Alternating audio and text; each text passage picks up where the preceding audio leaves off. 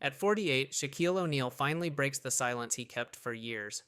The man known for his jokes, his dominance, and his larger-than-life presence suddenly drops a confession no one expected. The 5 names he truly hates the most.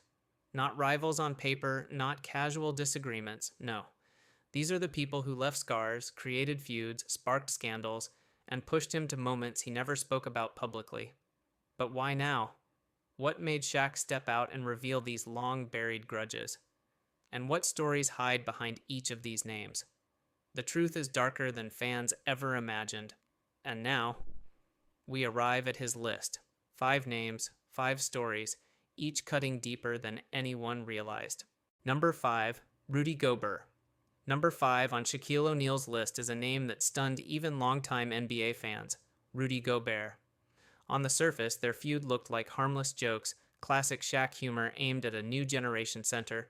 But insiders always whispered that there was something much deeper brewing underneath. It wasn't just about basketball, it was about legacy, pride, and the threat of being replaced in the public's memory. It all began the day Gobert signed a massive contract extension over $200 million. Reporters asked Shaq what he thought, expecting a polite response. Instead, he dropped a line that exploded across social media. If he's worth that, I would have been worth $600 million. People laughed, but producers backstage said Shaq walked off the set with a coldness they weren't used to seeing. Something about Gobert's rise, the way analysts praised his defense, the constant comparison of shot-blocking numbers. It struck a nerve. Witnesses from inside TNT studios recalled moments when Shaq would pause a segment just to point out Gobert's mistakes, replaying clips again and again with a grin that didn't quite reach his eyes. It wasn't playful teasing anymore. It was personal. And the tension reached a breaking point when Gobert fired back in interviews saying he didn't care what the old heads thought. To Shaq, that wasn't just disrespect. It was an attack on everything he built. The real climax came during a quiet commercial break recorded only in the memories of the crew. An insider said Shaq muttered, barely loud enough for a microphone to catch, "He'll never dominate a game the way I did." It wasn't anger. It was hurt.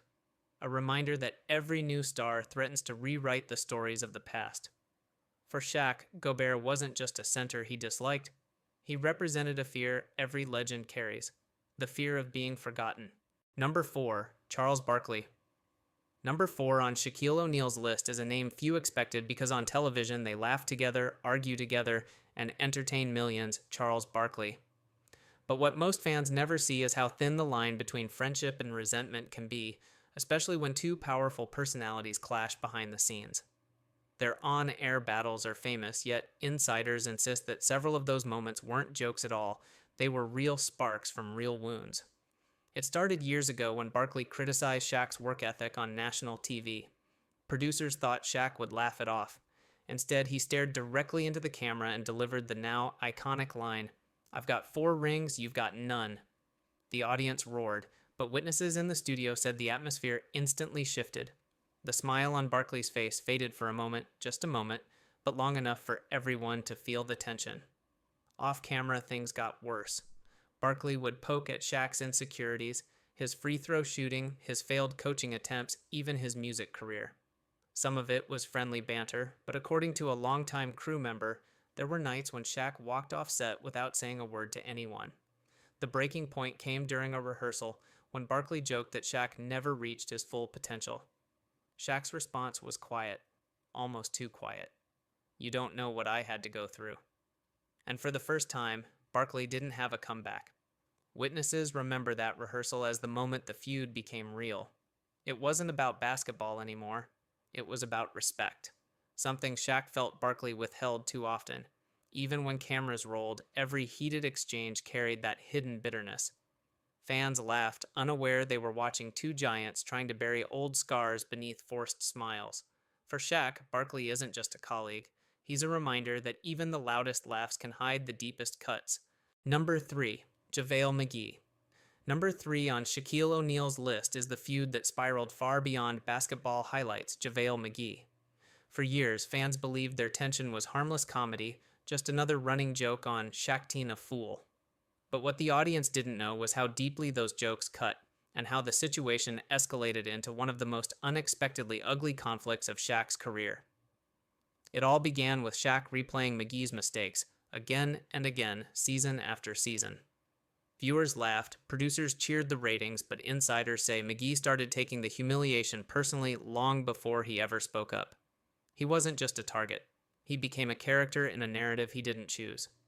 Witnesses from TNT revealed that Shaq sometimes pushed to highlight McGee even when there were worse plays available. It was as if Shaq needed McGee to be the face of failure. The breaking point came one night when McGee's mother, Pamela, stepped in publicly and defended her son. That moment stung Shaq more than fans realized. Hearing a mother accuse him of bullying pierced through the comedic facade, making him feel exposed and misunderstood. Insiders say Shaq muttered backstage, "I'm just doing my job," but his voice wavered with something between frustration and guilt. Then came the Twitter war. McGee fired back with harsh words, and Shaq responded with even harsher ones, crossing lines no one expected. And when Kevin Durant jumped in to defend his teammate, it wasn't just a feud anymore. It was a spotlight on Shaq's own insecurities, making him look like the villain of the story he thought was comedy. Producers said Shaq left the studio early that night, visibly shaken, repeating, "People don't get the joke, they don't get the joke." The climax happened privately, according to a TNT staff member. After a tense meeting, Shaq was told to stop using McGee's clips. That directive hit harder than any tweet. It felt like a public rebuke, a sign that his humor, his signature style, had gone too far. For Shaq, McGee represented a confrontation with an uncomfortable truth. Sometimes the line between joking and hurting breaks without warning. For the first time, Shaq realized the laughter wasn't worth the damage left behind. Number 2, Kobe Bryant. Number 2 on Shaquille O'Neal's list is the name that carries the deepest mix of love, resentment, rivalry, and regret: Kobe Bryant. Their partnership created one of the greatest dynasties in NBA history, yet behind the championships and celebrations were wounds sharp enough to divide them for years. Fans saw dominance on the court, but insiders saw two alphas constantly clashing in private, each trying to shape the identity of a kingdom built on their combined power. Their feud began quietly in practice: verbal jabs, ego-driven arguments, competitive fire that sometimes burned too hot. Witnesses from the Lakers' training facility recall moments when they refused to speak to each other for days, communicating only through teammates. The tipping point came during the 2003 season, when off-court scandals and internal pressure tore open every existing crack. Kobe criticized Shaq's conditioning. Shaq fired back, accusing Kobe of selfishness. The media circled them like vultures, and every quote twisted the knife deeper. The climax erupted during a preseason meeting insiders still whisper about. Kobe challenged Shaq in front of the team, saying he didn't work hard enough. Shaq walked out, slamming the door so hard that trainers in the hallway jumped. Later that night, he vented to a staff member, saying, "I'm done. I can't be around someone who doesn't respect me." That raw confession never made headlines, but it marked the beginning of the end. Their relationship fractured, and the Lakers' front office took sides. The decision to trade Shaq didn't just break a dynasty, it carved a scar across both men's careers. They found peace years later, laughing together on TV, recording podcasts, finally embracing the bond they once denied. But those years of conflict remained etched into Shaq's memory, shaping how he viewed loyalty, pride, and betrayal. And when Kobe passed away, insiders say Shaq was devastated in a way no camera could capture. The grief carried the weight of every unsaid apology, every unfinished conversation. For Shaq, Kobe wasn't just a rival, he was a mirror, reflecting the best and the worst of who he was. Number 1, Dwight Howard. Number 1 on Shaquille O'Neal's list is the feud that never seemed to die, the rivalry that refused to fade, the one name he could never let go of: Dwight Howard. To the public, their tension looked like a silly argument over a nickname, the title Superman. But insiders always said it was far more than that. For Shaq, Dwight represented something deeper, a threat to his legacy, a challenge to the identity he spent decades building brick by brick. It began the moment Dwight grabbed the spotlight in Orlando, flying high at the slam dunk contest with the iconic Superman cape. Fans cheered, commentators drew comparisons, and suddenly the narrative shifted. A new dominant big man was here. Witnesses say Shaq watched the clip in silence before muttering, "There's only one Superman." It wasn't jealousy, it was pride. the image Dwight used wasn't just a symbol, it was a piece of Shaq's soul. The situation escalated when analysts labeled Dwight the next Shaq. Producers from TNT recalled that those comparisons bothered him more than he admitted. He felt replaced, overwritten, as if the league had moved on without acknowledging the struggle, sacrifice, and pain that shaped his career. Every time Dwight laughed about the Superman debate, it fueled the fire even more. Then came the real breaking point. Dwight joining the Lakers. Witnesses from inside the organization remember Shaq's reaction when the news broke. His face tightened, jaw clenched. It wasn't anger, it was disbelief, as if Dwight was stepping onto sacred ground. And when Dwight failed to meet expectations, Shaq publicly criticized him, calling him soft, saying he lacked dominance. Fans saw humor, insiders saw hurt. The climax erupted live on TV when Shaq implied that Dwight never earned a thing, a line so sharp that producers later confirmed it wasn't scripted.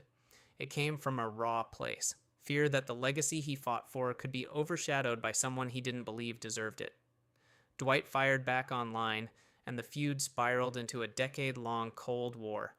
To this day, people still argue whether Shaq hated Dwight or simply hated the idea of someone else wearing his crown. But insiders closest to him say the truth is simpler. Dwight reminded Shaq of how fragile legacy can be, and how quickly the world tries to replace its heroes. As Shaquille O'Neal reached the end of his confession, an unexpected truth surfaced, one that insiders say he never planned to reveal. Behind every feud, every harsh word, every public jab, there was a quiet fear he carried alone, the fear of becoming a forgotten giant in a league that moves on faster than its legends can keep up. In a moment of rare vulnerability, he admitted that many of these clashes were less about hate and more about the shadows cast by fame, pressure, and legacy. The final twist came from a story shared by a longtime producer who recalled hearing Shaq whisper backstage, "I only fought them because I was fighting myself." It was a line that reframed everything. Every rivalry suddenly looked less like anger and more like the struggle of a man who built an empire and spent years defending it, even from ghosts that existed only in his mind. Today, Shaq stands not as the angry giant fans once imagined, but as someone who has learned to live with the scars of his own greatness. The grudges shaped him, the feuds challenged him, and the regrets softened him. And as he reflects on the names that once haunted him, one truth remains. Fame does not protect you from pain. It only amplifies its echo. In the end, his story shows that even the strongest legends carry battles no one sees, and the shadows they walk through are often deeper than the crowd ever realizes.